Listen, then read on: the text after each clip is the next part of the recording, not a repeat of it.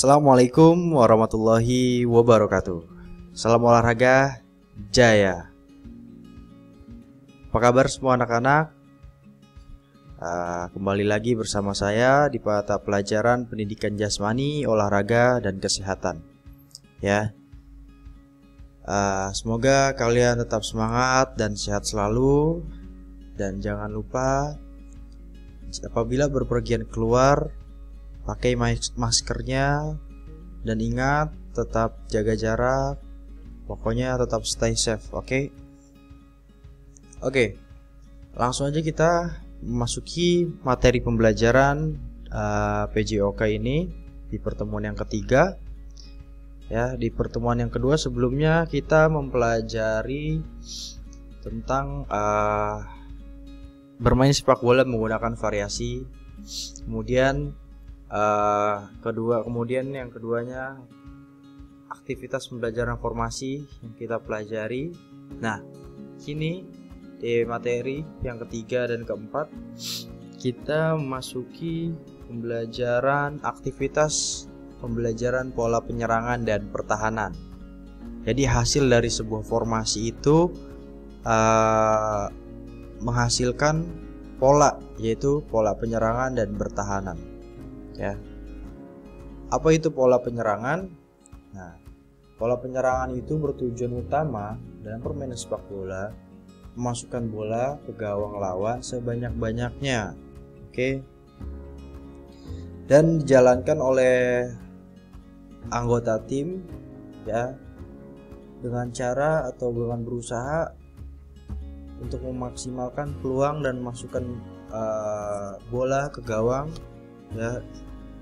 Lalu dalam penyerangan formasi dalam sepak bola dibutuhkan dalam menyusun pola ya. Penyerangan itu sangat dibutuhkan dalam menyusun pola penyerangannya. Nah, dalam menyusun pola itu ada 4 bagian diantaranya sebagai berikut, bisa kalian lihat. Yang pertama, adanya pemain yang bertugas sebagai pengatur serangan. Nah, ini tugas gelandang, pemain tengah. Kemudian yang kedua, adanya pemain yang bertugas sebagai membantu serangan. Nah, ini bisa wingback, bek kiri atau bek kanan. Kemudian ada sayap kiri, sayap kanan di bagian pembantu serangan. Dan ketiga, adanya pemain yang bertugas sebagai penembak utama untuk mencetak gol, yaitu striker. Nah, kemudian yang keempat ini adanya pemain yang bertugas sebagai pemancing lawan yang bertahan agar teman satu tim dapat menerobos ke daerah pertahanan. Nah, selain striker selain bertugas untuk mencetak gol, dia juga bertugas sebagai pemancing lawan yang bertahan ya. Biasanya ini dilakukan oleh striker, oleh sayap ataupun playmaker gelandang serang. Kemudian pola penyerangan dalam permainan sepak bola yang sering digunakan adalah yaitu pola gerakan tersusun ya. Kemudian pola bermain menghadapi pertahanan skuad tembok ya, atau parkir bus.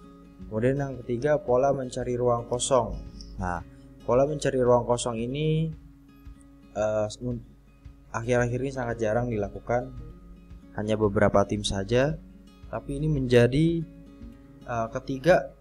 pola ini menjadi favorit tim-tim hebat di dunia ya, mau tim lokal ataupun tim luar negeri ya. Kemudian kita memasuki pola bertahan. Nah, di dalam pola bertahan bertujuan merebut bola dan mempertahankan wilayah sehingga tidak terjadinya gol. Pola pertahanan dapat dijalankan ketika sedang mendapatkan tekanan atau pressing dari pihak penyerang. Berdasarkan cara melakukannya, pertahanan dapat dibedakan atau terbagi menjadi beberapa pola ya. Nah, diantaranya sebagai berikut, yaitu yang pertama adalah pola pertahanan man to man atau 1 lawan 1. Nah, pola pertahanan ini biasanya di setiap pemain harus memegang satu pemain ya, satu anggota tim harus menjaga lawannya, dan itu kemanapun dia pergi harus diikuti. Itu yang disebut dengan man to man atau berhadapan satu sama lainnya, dijaga dengan ketat ya. Kemudian setelah itu ada pola pertahanan daerah ya, atau zona marking. Nah, pola pertahanan daerah atau zona marking, 4 back atau pemain bertahan, mereka berada di area pertahanannya ya. Dia tidak berada di atas tetapi di bawah ya, berada di pos di area pertahanan yaitu di depan kotak penalti atau di area kotak penalti. Mereka bertugas hanya untuk menunggu serangan ya, karena daerah zona pola pertahanan zona ini sering sekali dipakai oleh tim-tim underdog ya. Pola zona marking ini selain dia bertahan di area penalti, tetapi juga dia bertahan dengan pola yang tersusun sehingga lawan sulit untuk menembus pertahanannya ya. Kemudian pola pertahanan kombinasi atau man to man dan zona defense. Ini penggabungan antara man to man marking dan zona marking. Jadilah pertahanan kombinasi. Nah, di sini formasi ini full parkir bus ya, atau di mana pemain menumpuk di area pertahanan dan dia mengandalkan serangan balik. Nah, biasanya pola kombinasi ini nih dipakai atau digunakan oleh tim-tim yang benar-benar memiliki pertahanan yang kuat, namun dia tidak memiliki striker yang bagus ya.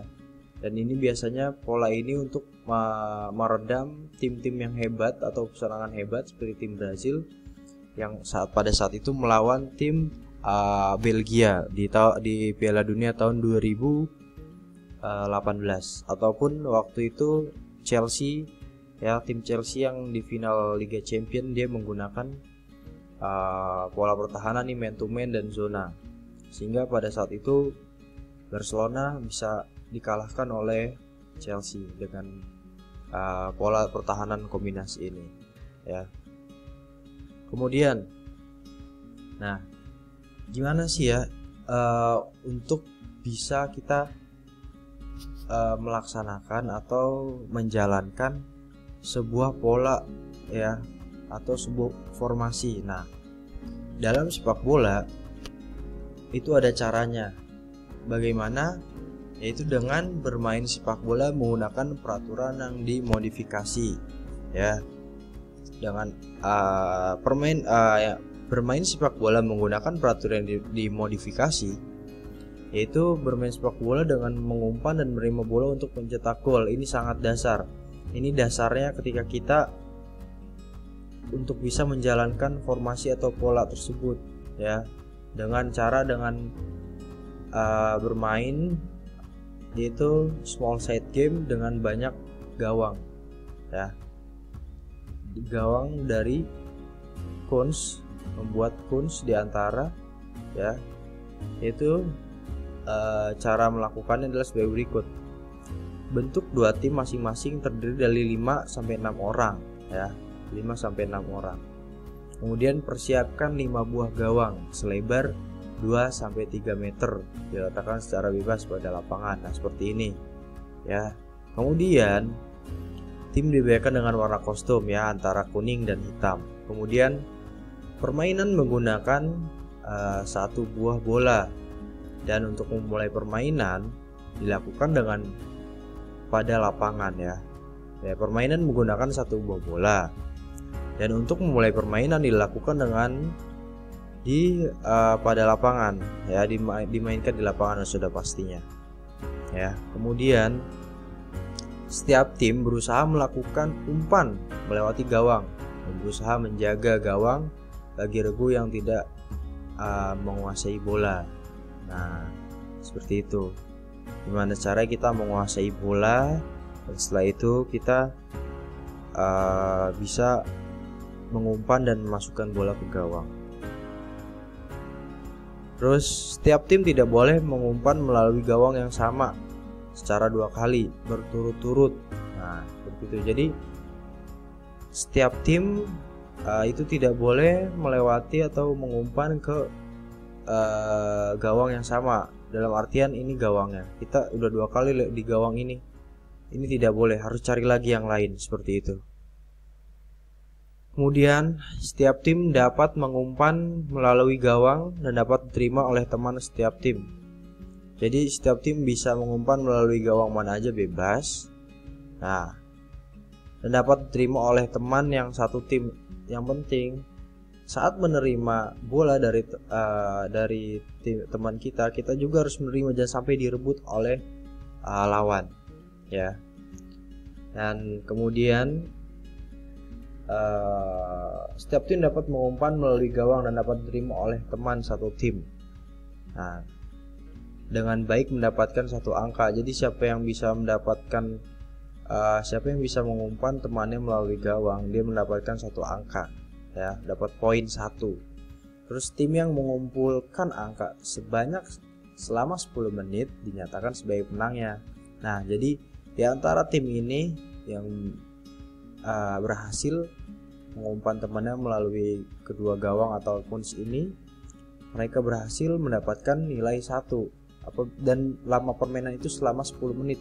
Apabila kita berhasil sebanyak 5 atau 10 kali, maka kita sebagai pemenangnya, karena kita berhasil mengumpulkan poin atau nilai sebanyak mungkin ya.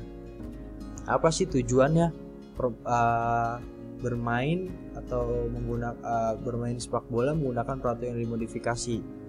Jadi gunanya itu adalah kita agar bisa satu menguasai bola ya, atau ball position kita bisa menguasainya, dan ada dribbling di situ, kita dapat feeling sebelum kita melaksanakan atau praktek dalam permainan sesungguhnya ya, agar kita tidak kaget. Nah, itu tujuannya bermain sepak bola menggunakan peraturan yang dimodifikasi, karena dalam bermain seperti ini banyak sekali manfaatnya. 1, kita memiliki ketenangan, memiliki komunikasi dengan teman, dan juga kita belajar feeling ya. Kita belajar untuk memiliki wawasan bahwa kita bisa banyak opsi, tidak melakukan tidak terpaku atau fokus pada satu titik, tapi masih banyak titik yang lain yang bisa kita dapatkan atau kita yang memberikan untung gitu, yang memberikan manfaat gitu, seperti itu.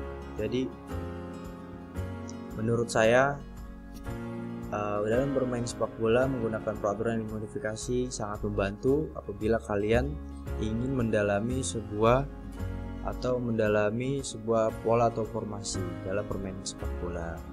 Ini adalah fundamentalnya, dasarnya seperti itu, dan masih banyak modifikasi lainnya. Oke, saya kira cukup pertemuan yang ketiga untuk kelas 12. Jangan lupa absen ya, isi absensinya, dan mohon kerjasamanya untuk teman-teman yang belum masuk di dalam grup Classroom, Google Classroom, tolong dibantu untuk diingatkan bergabung. Nanti saya kasih kodenya ya. Kemudian nanti ada tugas dari saya lampirkan di Google Classroom ya. Kurang lebihnya sekian, sampai jumpa lagi di pertemuan di pembelajaran selanjutnya. Oke, tetap semangat dan sukses selalu, tetap sehat selalu, stay safe, dan saya ucapkan terima kasih.